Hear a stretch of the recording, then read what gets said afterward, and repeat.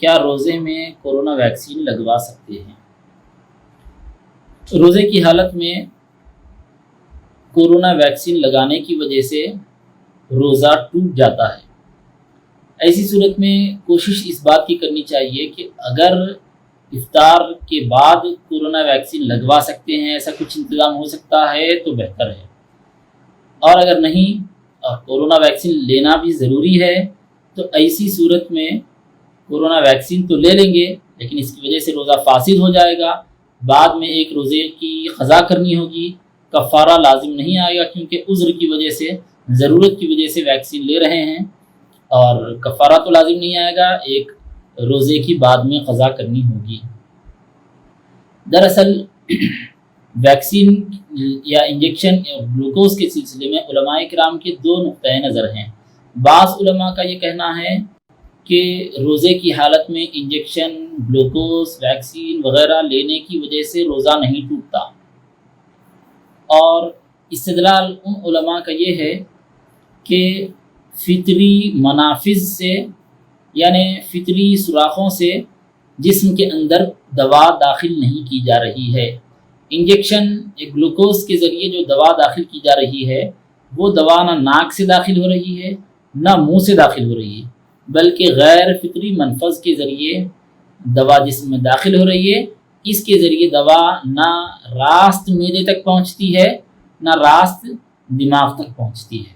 جبکہ روزے کی حالت میں دماغ یا معدے تک غذا یا دوا پہنچنے سے روزہ ٹوٹتا ہے، ورنہ نہیں ٹوٹتا۔ یہ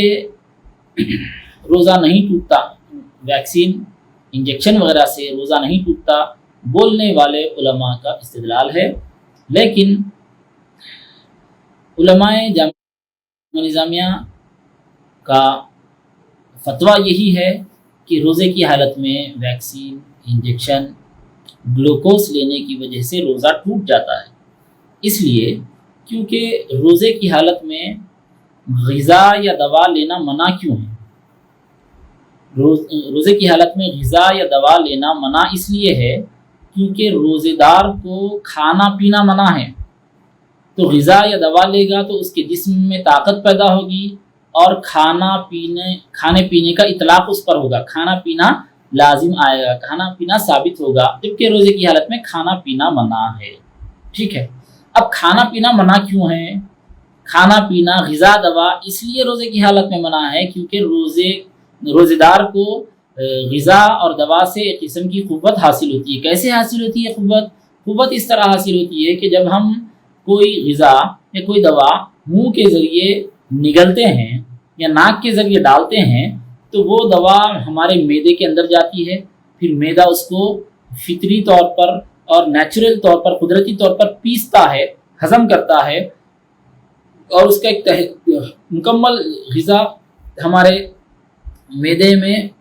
مکمل طور پر گھل مل کر پیس کر ایک لیکوڈ کی شکل میں ہمارے رگوں میں خون کے ذریعے پورے جسم میں پہنچ جاتی ہے۔ تو جس طرح غذا یا دوا ہم کھا رہے ہیں تو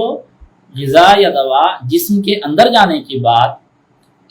ہاضمے کا پروسیس مکمل ہونے کے بعد پورے جسم میں اپنا اثر دکھاتی ہے، وہی اثر ویکسین یا انجیکشن یا گلوکوز کے ذریعے فوراً 1 منٹ کے اندر اندر وہی اثر شروع ہو جاتا ہے۔